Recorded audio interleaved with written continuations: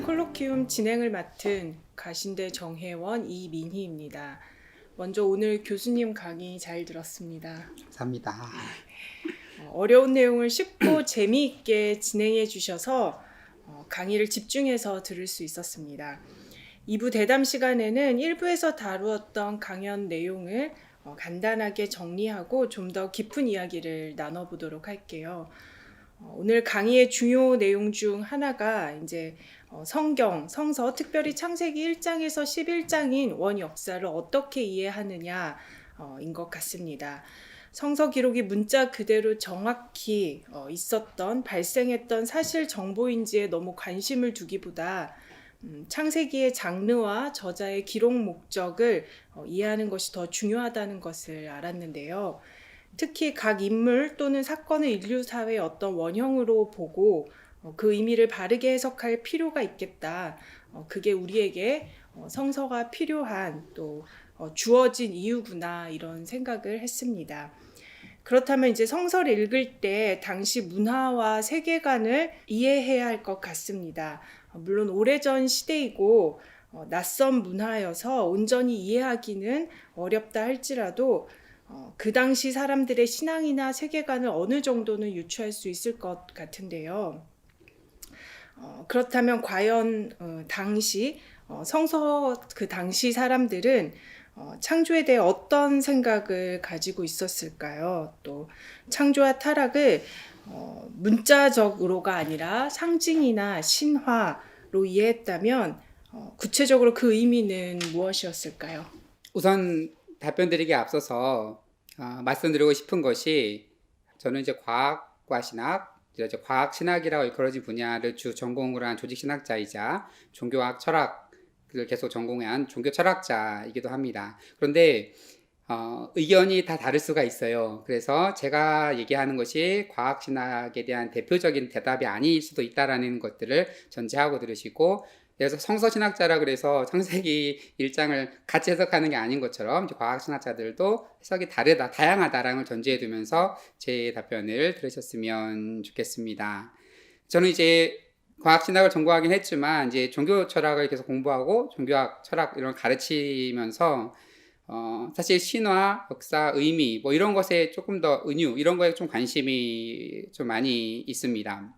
신화를 정의하는 방식이 다양하지만 우선 간단히 말하면 신에 대한 어떤 서사적인 이야기 이렇게 정의해 보면 조금 나을 것 같아요. 신에 대한 서사적인 이야기, 이러한 이야기들은 어느 민족이나 문화권 속에서도 존재해 왔던 그러한 이야기입니다. 주된 내용들은 우주, 당시에는 우주라고 하니 그랬지만 뭐 지구, 온 세상이 어떻게 존재하게 되었는지, 또한 자기의 민족이 어떻게 시작이 되었는지 이런 거에 관심이 있어서 그러한 내용들을 담고 있는 거죠. 그래서 그 창세기 원역사에도 보면 하나님께서 온 만물을 창조하셨고, 그리고 아담으로부터 이제 이어지는 이스라엘의 한 민족의 탄생 이야기, 그것들을 담고 있습니다. 그래서 충분히 신화적인 속성을 그대로 갖고 있는 것이 창세기 원역사에 대한 부분입니다. 그런데 신화를 뭐 꾸며낸 이야기나 허구 정도로 이해하시는 분들에게는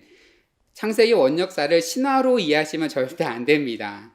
이제 그 강연 때 종교학자 엘리하데를 인용하면서 잠깐 말씀드렸듯이 신화는 한 민족의 뿌리를 형성하는 그 민족의 정체성과도 같은 이야기로 그것의 근간이 되는 실제한 어떤 리얼리티에 근거하고 있는 그런 이야기입니다.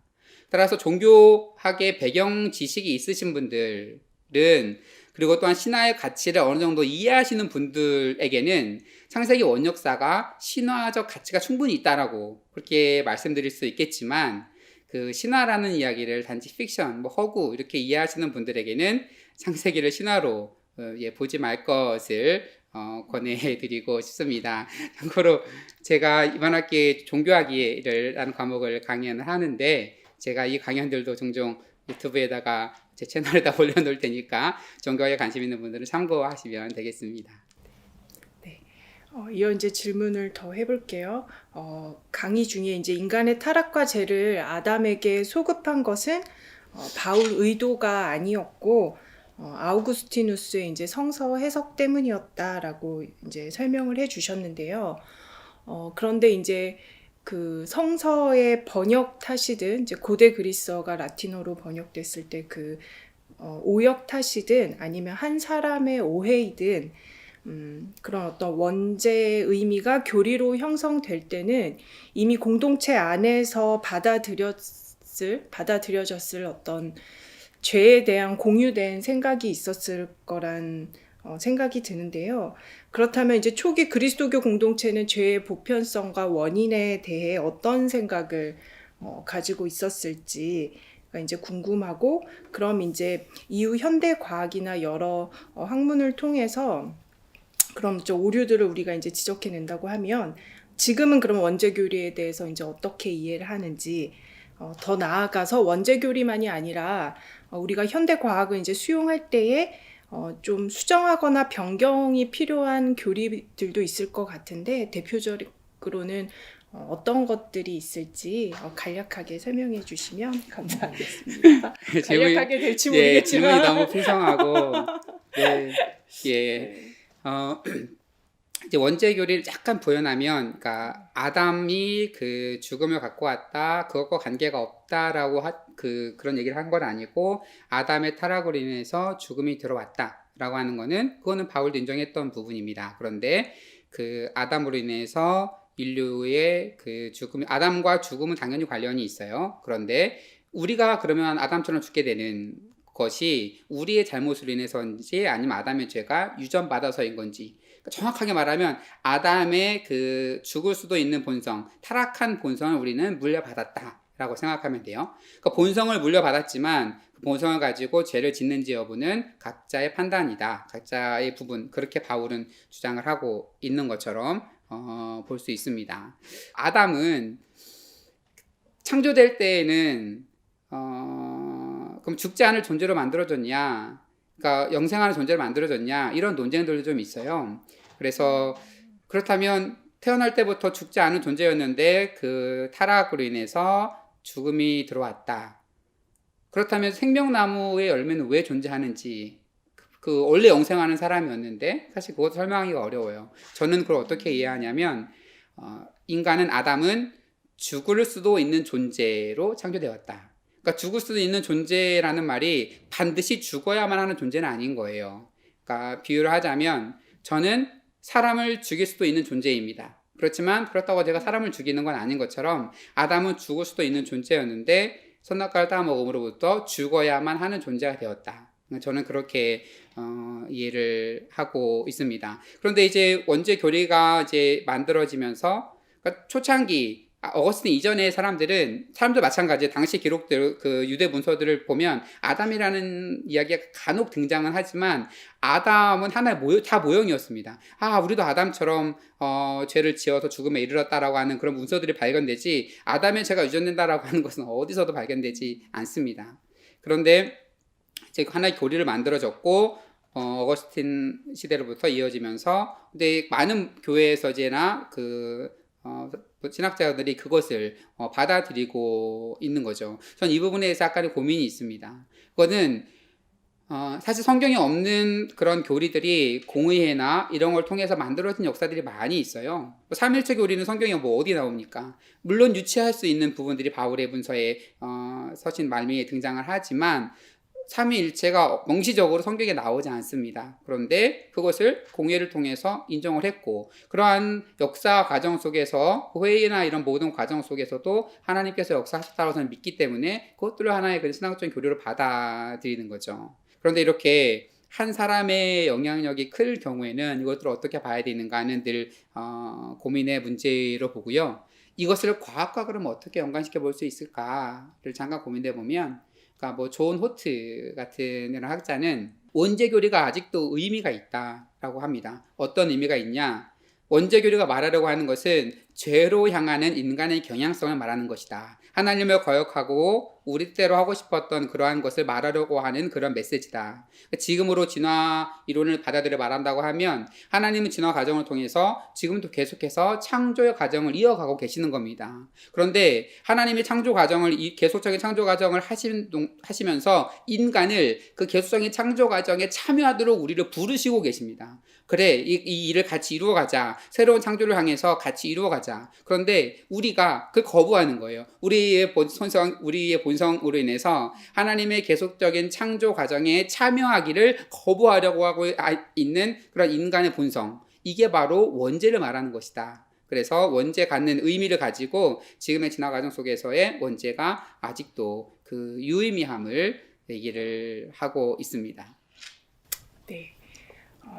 이제 창조에서 보면 하나님이 이제 매번 보시기에 좋았더라라고 그 선언이 이렇게 나오는데, 그 창조에서 이 하나님의 선언이 인류 초창기 그 죄의 사건, 뭐 이를테면 이제 말씀해 주셨던 아담의 타락이라든가 바벨탑이라든가 노아 홍수 사건보다 이제 먼저 나오는 걸 우리가 볼 수 있는데요. 그럼 이제 이 순서상으로 볼 때에 복의 선언이 죄로 인한 타락보다 우선된다고 우리가 이해해도 될지, 또 그렇다면 인간에겐 원래 죄책보다 복이 먼저 있었다라고 이렇게 이해를 해도 되는지, 만약 이제 원죄 교리에서 조금 벗어나서 우리 이렇게 벗어난다기보다 좀 한 걸음 뒤로 가서 원역사를 바라본다면 이렇게 이해를 해도 괜찮은 건지 여쭙고 싶습니다. 네, 거기에 전적으로 동의를 합니다.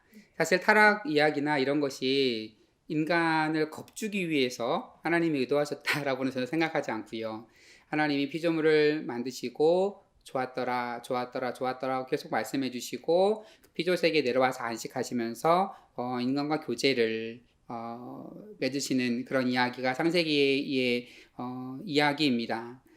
그런데 하나님이 그 모든 만물을 만드시고 인간에게는 특별히 이제 자유의지라고 하는 것을 주셨습니다. 자유의지 없이 만드셨으면 다른 동식물과 우리가 전혀 일반 사물들과 전혀 다를 바가 없는 존재겠죠. 그러니까 하나님은 우리를 너무나 사랑하셔서 우리가 때로는 이 자유의지를 가지고 타락의 길을 갈 수도 있다라고 하는 것을 알면서도 자유의지를 주신 거죠.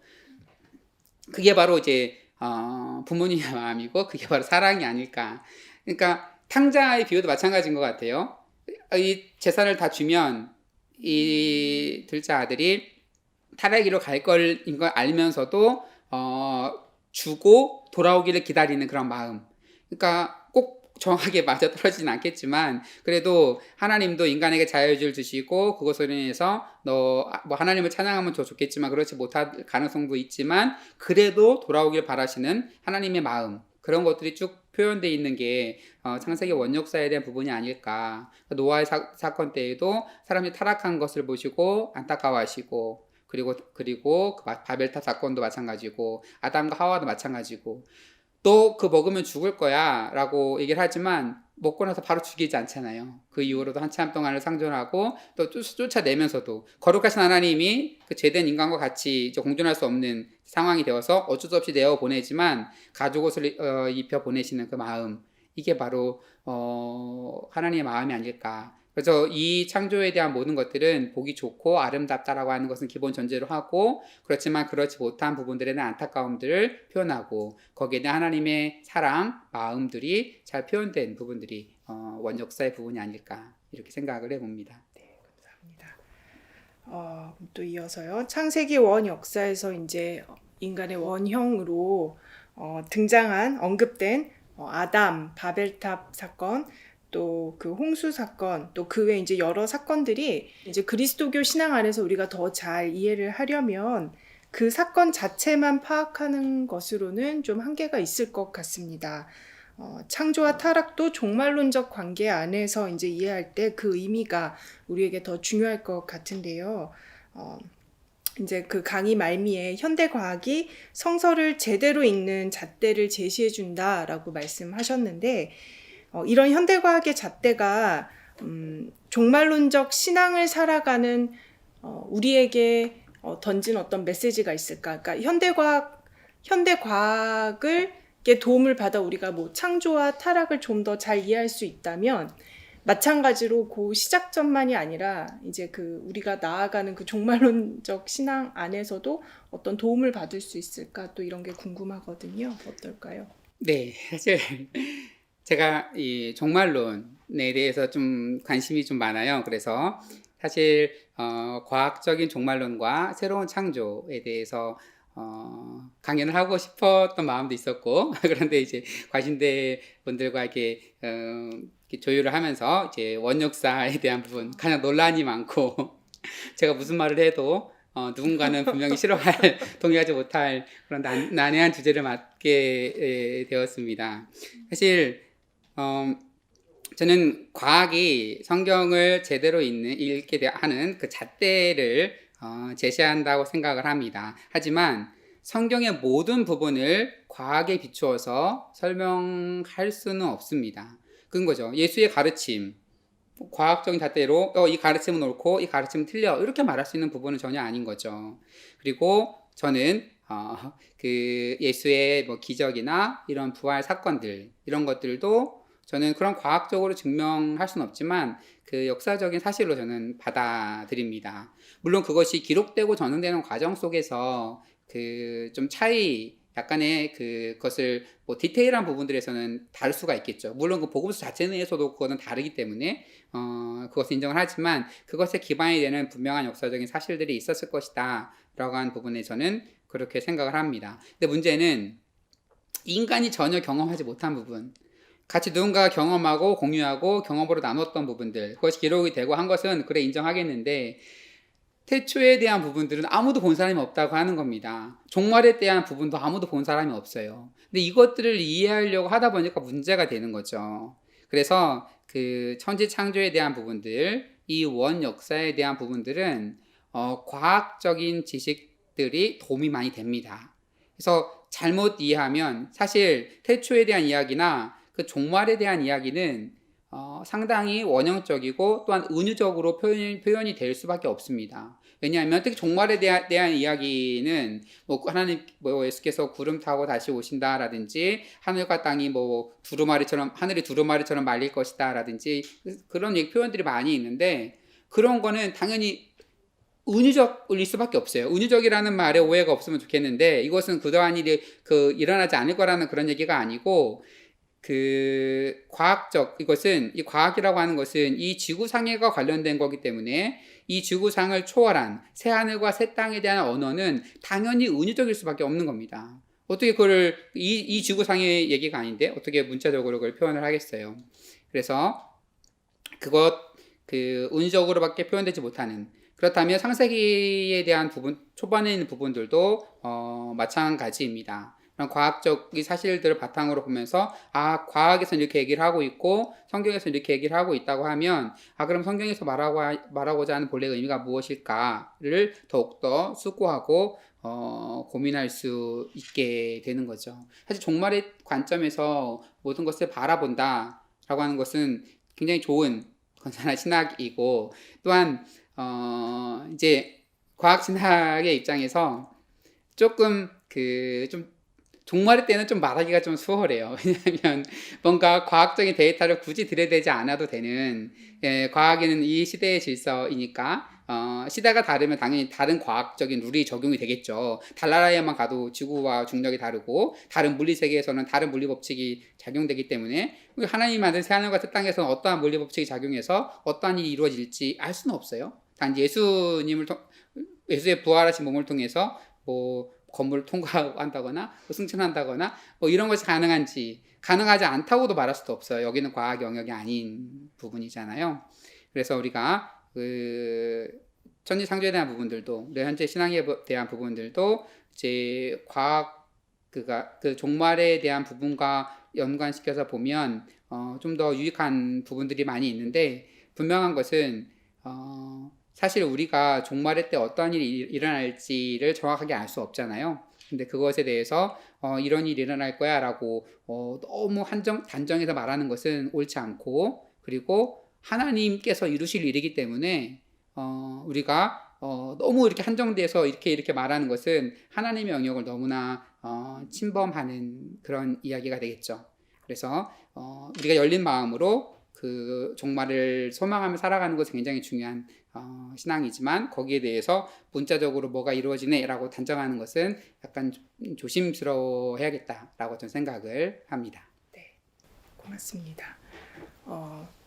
이제 현대 과학이나 여러 그 성서를 해석하는 여러 방식의 도움을 받아서 우리가 합리적으로 이제 그리스도교 신앙을 추구한다고 해도 이제 궁극적으로는 고백으로 남게 되는 영역이 반드시 있잖아요. 이를테면 뭐 삼위일체 하나님에 대한 신앙 고백이라든지 이런 부분들이 이렇게 있는데 이 고백을 이제 고수하려 들면 그 현대 과학의 진보 수준을 접할 때에 긴장하게 되는 것도 어느 정도는 이제 맞는 것 같거든요. 그래서 이런 어떤 긴장과 갈등이 그럼 무조건 나쁘다고 할 수 있을까? 이렇게 한번 여쭙고 싶습니다.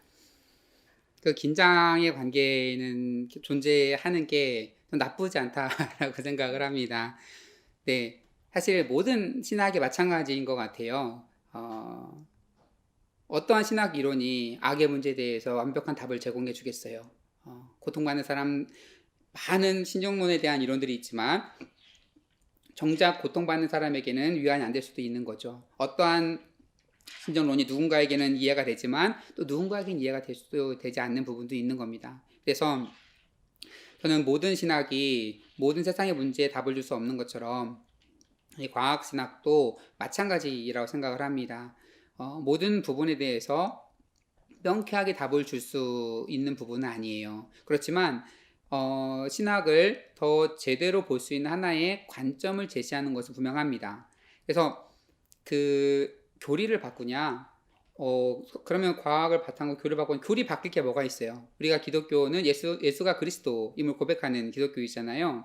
뭐 과학으로 증명해봤더니 예수가 그리스도가 아닌가요? 이런 건 말할 수 없는 거니까 예수가 하나님의 아들인 거 그건 과학적으로 증명 안 되지만 당연히 고백으로 받아들이는 거고 그 삼위일체에 대한 부분도 마찬가지인 거고 많은 우리가 받아들이는 그런 부분들은 그냥 신앙으로서 그 인지하고 우리가 받아들이는 부분입니다. 근데 이것을 잘못 이해하는 분들은 마치 과학을 받아들여 신학을 전개하는 것들이 뭐 과학과 타협하는 것이고 그래서 신학의 본질을 왜곡하는 것이다라고 오해하는 분들도 간혹 있습니다. 근데 절대 뭔가 신학의 그 굳어진 것들을 뭔가 정통 교리를 뭔가 박살내거나 뭔가 잘못된 길로 가려는 게 전혀 아닙니다. 우리가 교리라고 하는 것도 역사와 전통 속에서 이렇게 가장 타당한 것들에 대한 숙고 속에서 지금까지 많이 이렇게 왔습니다. 그런데 특별히 창조에 대한 부분에 있어서는 그동안의 과학 지식의 한계로 인해서 명백하게 표현되지 못한 부분들이 있는 거죠. 그래서 이 과학을 통해서 신학을 완전히 개조하려는 그런 것이 아니고 우리가 신학을 이해할 때 그러니까 그렇게 개조한다라고 생각하는 분들에게는 지금까지 우리가 신학으로 굳어진 그 정통 기독교가 완벽하다라고 보는 그런 생각이 있는 것 같아요. 저는 이 세상에서 정말 완벽한 신학은 존재하지 않는다라고 생각을 합니다. 인간이 하나님을 이해하는 것은 정말로 그 하나님이 인간에게 스스로를 계시해준 범위 내에서만 아주 협소하게 이해할 수 있는 거죠. 우리가 하나님을 온전히 이해한다고 하면 우리가 하나님과 동급이 되는 건데 전혀 그건 불가능합니다. 신학적 사상이라는 것이 하나님이 자신을 드러내준 모습, 성경을 통해서 나타난 하나님의 모습, 우리의 삶을 통해서 역사하신 하나님의 모습을 통해서 하나님을 경험하고 고백하고 그것들의 기록으로 남아서 우리가 하나님을 이해하는 거지 우리가 실제로 나중에 하나님을 대면하고 볼 때에는 정말 우리가 이해한 하나님이 정말 소위 세 발의 피에 불과했다는 것을 알게 될 거예요. 때로는 오해하고 있다는 부분도 알게 될 것이고 이걸 기본적 전제를 하고 그렇다고 하면 지금 현대의 과학과 문화와 여러 가지 역사와 전통 이런 것들이 계속적으로 뭔가 발전하면 이런 것들과 모든 걸 총동원해서 정말 하나님의 영감을 받은 성경 측에 무엇을 말하고 있는지를 계속해서 노력해 가야죠. 그동안의 완벽한 이게 성경 전통 그동안 전통이 완벽해서 하나님 여기에 갇혀 계시는 분입니까? 그러면 완벽한데 갇혀 계시고 이게 완벽한 정통 신학 고리인데 자꾸 딴 얘기를 한다고 하니까 저게 신경이 쓰이나 본데 어떻게 그게 완벽할 수가 있어요? 우리가 하나님 앞에서 어떻게 완벽하다 말할 수가 있겠어요? 우리는 계속 부족한 모습으로서 하나님을 조금 더 알아가기 위해서 과학에도 귀를 기울이고 문화, 전통, 역사, 우리에게 주는 모든 것에 귀를 기울이면서 하나님의 본래 의도가 무엇이었을까 겸손하게 찾아가는 것이 진정한 신학함의 자세라고 생각을 합니다. 고맙습니다. 이제 이어서 이제 실천적인 질문이 될 것도 같은데요. 그럼 이런 우리의 어떤 신앙 고백을 건강하게 유지하면서 현대 과학, 전통, 문화가 피조 세계를 더 풍요롭게 바라보고 이해하게끔 주는 도움을 이제 적극적으로 수용하려면 우리에게 이제 필요한 게 뭐가 있을까요? 이제 예를 들면 특히 이제 요즘 코로나 등 팬데믹, 기후 위기, 환경 오염 등 피조 세계가 파괴된 가장 큰 원인으로 인간이 인간 외의 세계를 타자화하고 그래서 무분별하게 남용하는 과학 진보주의 혹은 기술 진보주의라는 그 지적이 많잖아요. 그런데 이 부분이 이런 지적이 또 성서를 문자적으로 읽을 때 발생하는 이원론이나 인간 중심주의의 폭력성과 이렇게 맞닿아 있다는 것이 저는 굉장히 흥미로웠거든요. 그래서 그 창세기 원 역사에 대한 이해, 특히 창조와 타락에 대한 이해가 분명 우리가 이런 문제를 포함해서 우리의 또 신앙 고백을 건강하게 유지하면서 그 어떤 밸런스를 맞춘다고 해야 될까요? 그렇게 살아가는데 분명 영향을 미칠 것 같거든요. 그래서 그렇게 살아갈 때 우리에게 필요한 건 그럼 윤리적인 어떤 기준일까? 공동체의 도움일까? 아니면 개인의 성찰일까? 이런 마지막으로 드리고 싶은 질문입니다. 네, 사실 이제 팬데믹의 시대를 맞이하여서 많은 고민들을 하고 있으리라 생각을 합니다. 많은 분들이 기도하고 있죠. 많은 목사님들, 많은 성도님들, 많은 분들이 코로나가 물러가기를 그렇게 열심히 기도하셨을 텐데 지금 1년 이상 이렇게 지속이 되고 있어요. 그래서 사실 제가 최근에 쓴 글 중에 제목이 하나가 이렇습니다. 바이러스도 하나님께서 만드셨는가? 부제가 과학신학의 관점에서 바라본 바이러스의 출현과 신정론에 대한 부분 이렇게 하면서 하나님은 이 시대를 왜 이렇게 두시고 무엇을 말씀하시려는지를 그냥 부족한 언어로 이렇게 한번 글을 써보고 이 내용들을 강연 비슷하게 해서 제 유튜브에도 올려놓기도 했는데 이러한 그 상황 속에서 우리는 하나님의 뜻을 명확하게 알지는 못합니다. 근데 로마서 8장에 보면 온 피조물이 신음하고 있고 구속의 날을 기다리고 있다라고 얘기를 하고 있습니다. 바울이 로마서 8장에서 말하는 것은 인간만이 구속의 대상이 아닌 거고 온 피조물이 하나님으로부터 구속의 날을 기다리고 있다고 얘기를 하고 있습니다. 왜 바이러스가 없어지지 않을까? 저는 그렇게 생각을 해요. 만약에 그 바이러스만 없어지면 이 하나님 말씀인 이 창조 질서, 그러니까 코로나 바이러스만 없어지면 이 창조 질서가 다 회복이 돼서 모든 피조물이 해피할 수 있다라고 하면 하나님은 지금 당장이라도 그것을 없애실 수 있다라고 저는 개인적으로 생각을 합니다. 그런데 아이러니하게도 코로나 바이러스가 발병되고 그러니까 생겨나고 난 이후로부터 자연이 회복되고 있다는 소식들이 들려옵니다. 그리고 인간이 멈춘 그 길에 동물들이 다시 등장하게 되고 이러한 것들이 보고가 되고 있어요. 이러한 걸 종합적으로 볼 때 하나님의 입장에서 단지 인간만이 아니라 온 우주 만물을 창조하시고 주관하시는 하나님의 입장에서 인간의 고통만이 전부일까라는 것에 대해서는 우리가 신학적으로 좀 더 고민해 볼 필요가 있다라고 생각을 합니다. 그래서 물론 하나님은 인간을 하나님 형상으로 만드셨고 그 모든 만물들을 돌보는 그런 위치를 주셨지만 그래도 온 피조 만물은 이제 하나님의 그 영역 안에 있는 거고 하나님은 이것을 통해서 이루고자 하시는 뜻이 있으신 거고 사실 바울이 고백하는 것처럼 우리는 무엇을 구해야 될지 알지 못합니다. 코로나 시대에 무엇을 구해야 될지 알지 못하지만 우리가 구할 때에 하나님께서 성령으로 우리 안에서 성령이 탄식함으로 친히 간구해 주신다라고 얘기를 하고 있죠.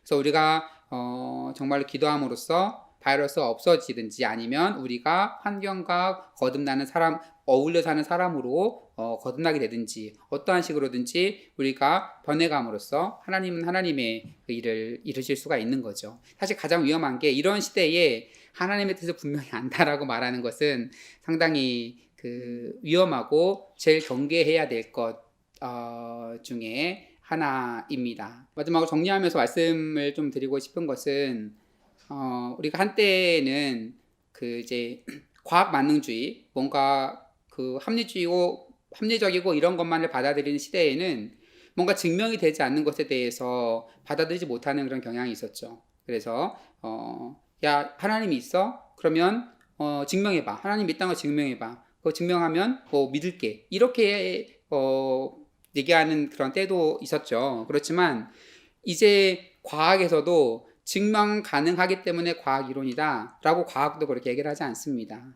양자역학뿐만 아니라 또한 다중우주 이론이나 끈 이론 이렇게 복잡하게 들어가게 되면 그 정확하게 증명은 불가능하죠. 그런데 그것들이 과학 이론으로 남을 수 있는 이유는 여러 가지 과학적인 그동안의 기본 이론 위에 합리적으로 뭔가를 이렇게 쌓아가기 때문에 라고 생각을 합니다. 요즘 종교학에서 말하는 그래서 종교 경험도 그렇게 이해가 돼요. 무슨 얘기냐면 어떠한 사람이 뭔가 하나님을 만났다, 체험했다, 어떠한 종교 경험을 했다라고 얘기를 할 때 증명해봐. 증명 못해? 그거 없었던 거야. 너의 착각이야. 이렇게 얘기하는 시대는 지났어요. 어떻게 뭔가를 보냐라고 했을 때 누군가가 어떠한 경험을 했다라고 하면 그 사람이 그러한 경험을 한 것이 논리적으로 받아들이고 정당화될 수 있느냐를 묻는 거죠. 그 사람이 만약에 술에 취하지 않았거나 그 사람이 거짓말을 할 이유가 없다거나 그의 경험한 것이 그의 경험을 받아들이는 것이 그가 거짓말을 했다라고 받아들이는 것보다 더욱더 논리적이라고 하면 그걸 받아들이는 것이 정당화되는 거죠. 그렇게 받아들여주는 종교 경험도 그렇게 종교학에서는 이제 받아들여지고 있어요. 제가 이제 종교학도 같이 공부하고 이게 신학도 같이 하다 보니까 사실 종교 철학 공부하고 종교학 공부하고 철학 공부하고 한다 보면 굉장히 리버럴할 거라고 생각을 하는데 반면에 이거는 말이 되는지 모르겠지만 제가 보기에는 성서신학자가 제일 리버럴한 것 같아요. 이분들은 성경을 어떻게 보는 거야?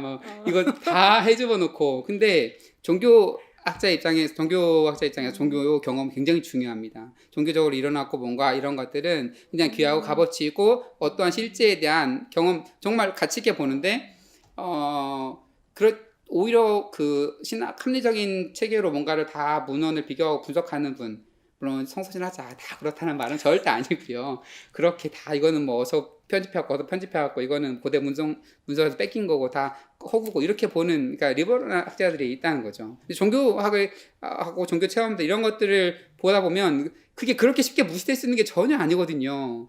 단지 문자가 주지 못하는 그 놀라운 그 가치적인 본질들이 담고 있는 그 이야기 하나가 주는 그 공동체에 주는 그 메시지가 굉장히 강한 건데, 그쵸. 그래서 각 나라들마다 자신들만의 고유한 이야기를 만들고, 우리 민족이 존재했던 이야기들을 만들어가고 싶어 하는 거고, 그 굉장히 가치 있는 문서들을 그렇게, 이해하면 안 된다라는, 생각이 들면서, 사실 제가 그냥, 그러니까 오늘 이렇게 아침 질문서를 보면서 제대로 답변을 준비하지는 못했어요. 그냥 막 생각나는 대로 말을 막 해서 제대로 답변이 됐나 하는 좀 걱정이 있습니다.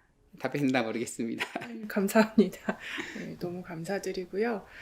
창세기 1장에서 11장을 문자주의가 아닌 그가 원역사를 문자주의에 벗어나서 그 상징과 은유, 그 의미들에 이제 더 초점을 맞출 때 또 우리 정체성을 형성해주는 그런 신화로 우리가 이제 들여다볼 때 오히려 그 안에서 더 풍성한 하나님을 만날 수 있다라는 그 오늘 이제 전반적인 강의 내용 굉장히 감사하고 너무 재미있었고요.